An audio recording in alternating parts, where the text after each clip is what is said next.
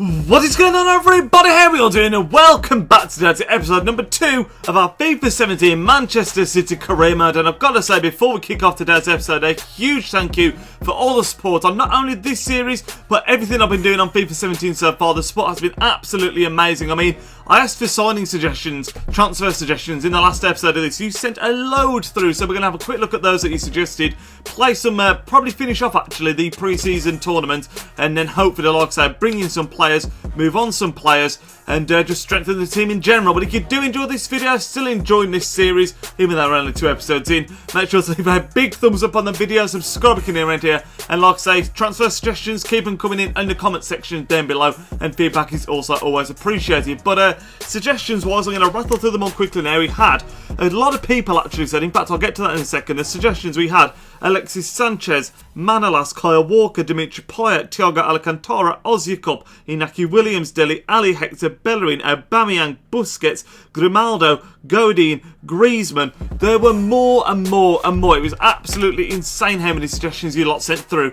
But a lot of the main opinion was that you wanted to see one or two big players coming in, but then also nurturing a lot of the younger players into the team as well. So we've got a bit of mixture of good star players, if you like, and still not sacrificing the youth. A lot of people as well said, don't bring in another striker, make sure Iheanacho sort of gets the game time and grow him as well. But before we do any of that, we've got our first game on today's episode against Roma in the pre-season tournament. Let's get into that and let's see what we can do after that. So we're going to start exactly the same team that we started in the previous game. We just about came through. I think it was 3-1 against the Japanese league team. Of course, Roma are going to be much more of a test, but I'm going to stick with the same 11, like I say, and hopefully we can get the job done.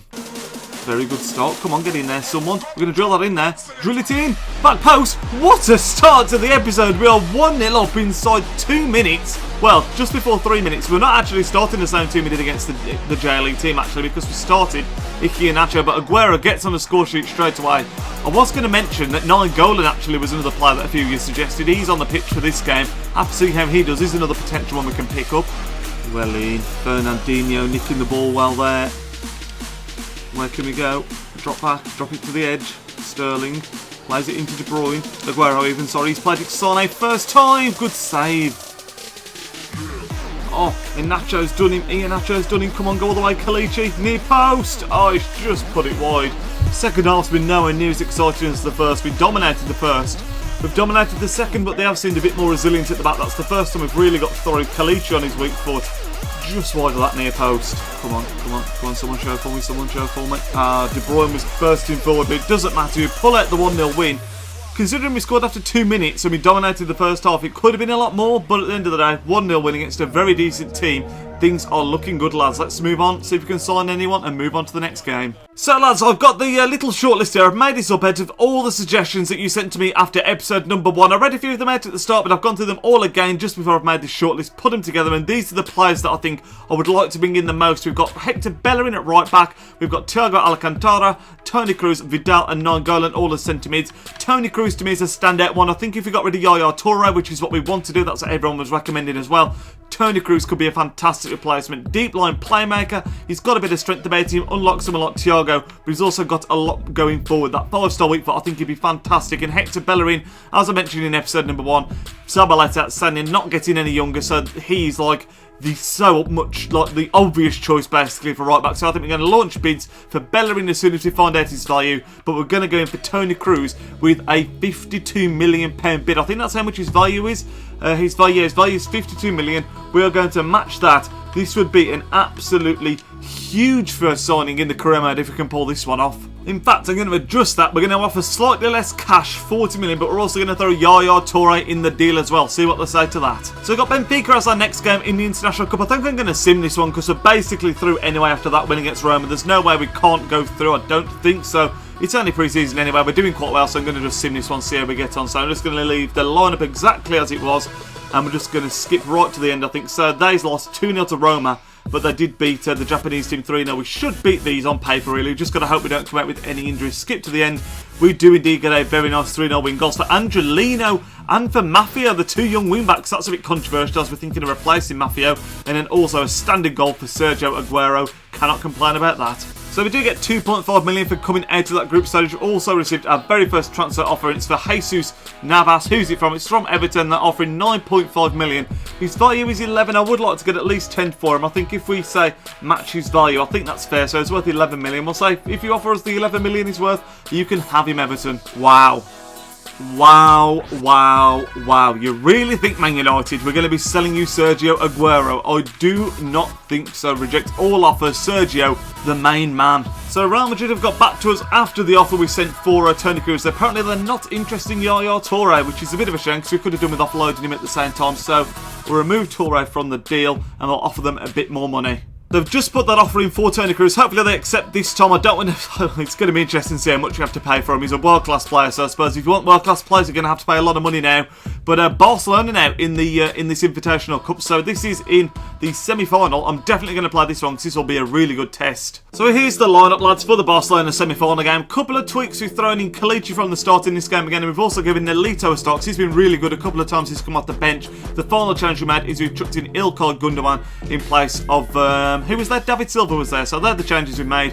Hopefully, we can do okay here, because this is going to be a massive test. Claudio Bravo, player to watch, of course, playing against his former club. I actually completely forgot about that. Oh my god, they're swarming us. It's like proper Barcelona in real life. That's crazy. Oh god, he's dropped the shoulder. Turan. Great tackle. Well played, Bravo, so I'll just get rid there. Oh god, Barcelona are melting us at the moment. 1-0 down. I'll tell you what, lads, first 5 minutes, we battered Roma. We played really, really well against that J League team. Suarez knocks it in. This is a different kettle of fish. Barcelona on legendary. Ball into the space. Edge of the box, just inside. What a finish, and we're 1-0 down already. This is crazy. Suarez, come on. John Stones did... Oh, that's a bad tackle. I meant to swing the foot round the outside and knock it away. That could actually be a red card, man. John Stones and Suarez, yeah, it's a red card. I thought it might be. That's not what I was playing for, man. I wanted him to sweep the leg around. Thank God it's only pre-season. But that's just made this game even more difficult. Where are we going to go? Played inside. Great ball. Finish that. Oh, it's 1-1. Get in there, boys. We may be down to 10 men. And I think it's actually Kevin De Bruyne who we're about to sub off because we're down to 10 men. And he has banged on in. What a way to leave the game. Lovely work from Gundogan down the wing. Lays it off to De Bruyne. That is a fantastic finish. We're back in the game with our first attack of the whole match, I think it's fair to say. De Bruyne showing again why it's going to be so key. What a finish that is. Stop the cross. I haven't really got anyone big in there, but Suarez is good with his head.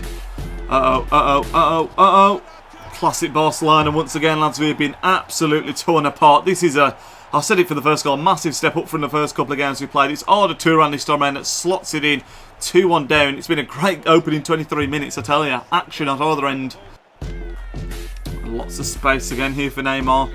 Otamendi's having to cover because we charged forward with Maffeo. Come on, Otamendi, deal with him. Deal with him. Oh, God, Neymar, go away. He's got the shot, he's turned me. Good defending. Oh, my God, he got that shot away quickly.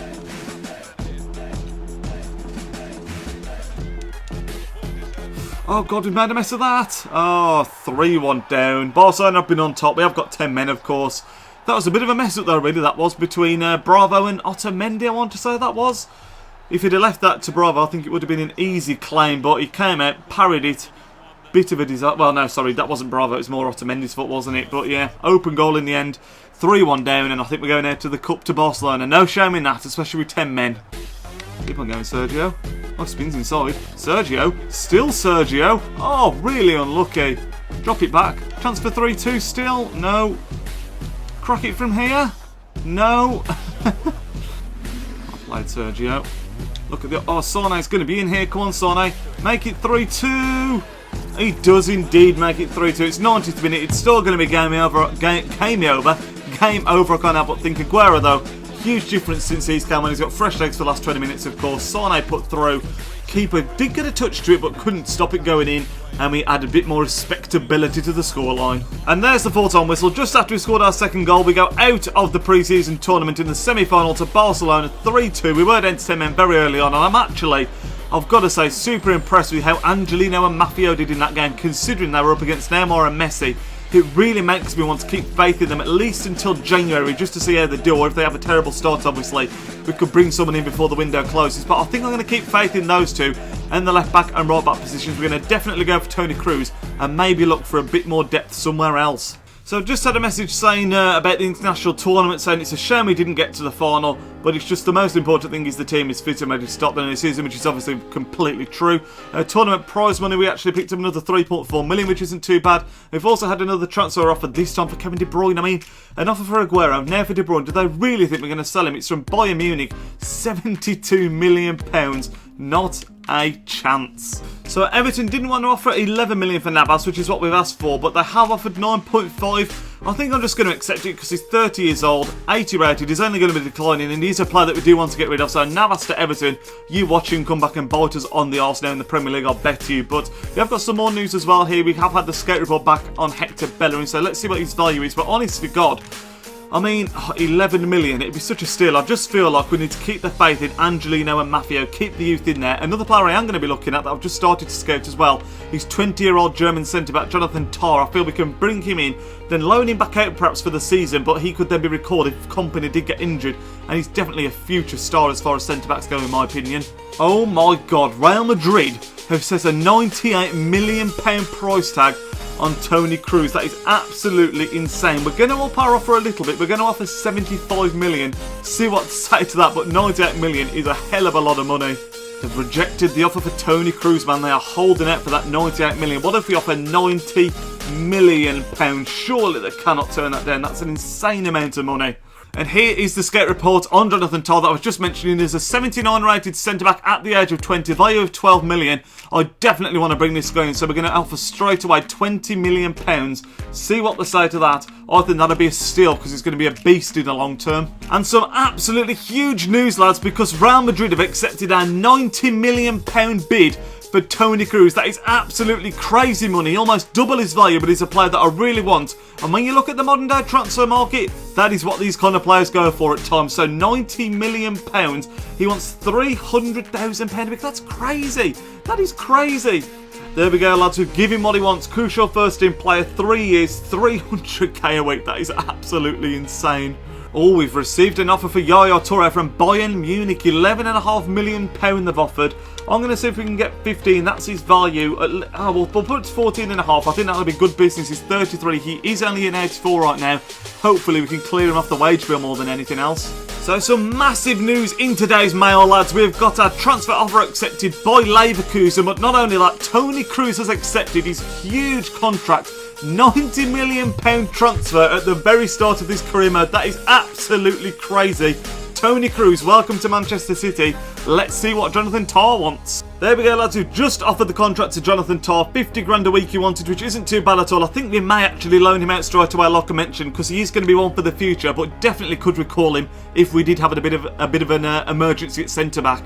They've offered 13 million for Yaya Toure. They're not quite willing to go up to 14.5, I think it was we requested, but 13 million, they can have him, get him off the wage bill, clear him off. And there we go, we've done the major bit of business that we wanted to do at the start of the game, I think. Clear out Yaya Toure and bring in Toni Kroos. That is absolutely huge. There we go, that's confirmation that Yaya Toure has left for Bayern Munich. We've also had a transfer offer for Alexander Kolarov. This comes from Leicester, and this is a big one because he's a player that I think I wouldn't mind getting rid of him, particularly if we're going to be using Angelino and Clichy in the rotation. This would be a big statement, and I'm going to accept it. I'm going to say, Leicester City, you can take Alexander Kolarov for £8 million because we are committed to giving Angelino that first team spot and rotating him with Clichy. Some more big news as well, lads, as we complete our second transfer of the career mode. We're bringing in Jonathan Tah for a £20 million deal, 50 grand a week. Like I said, I think we might end up loaning him straight back out, but either way, really good signing for the future.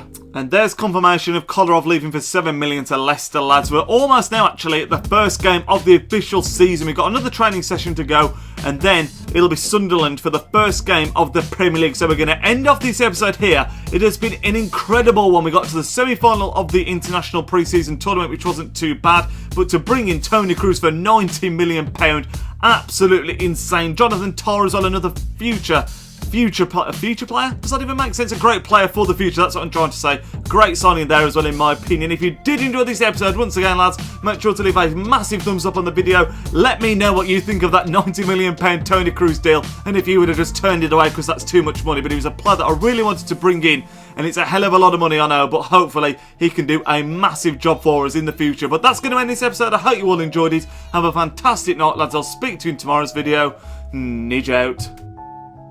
Yo, he's Nidge, plays with big games, then player reviews are getting insane. He entertains while he elevates, his video quality resonates. On career mode, he got lots of vids uploading off and he's rocking it. He's got the confidence in all his commentaries. Videos range, they often vary. Got need for speed and a road to glory. Just watching vids and you know the story. The content is underrated, I'm understating, so don't ignore the like and subscribe button to support the channel that keeps running. It takes 1 second, like it's free, it costs nothing. Peace.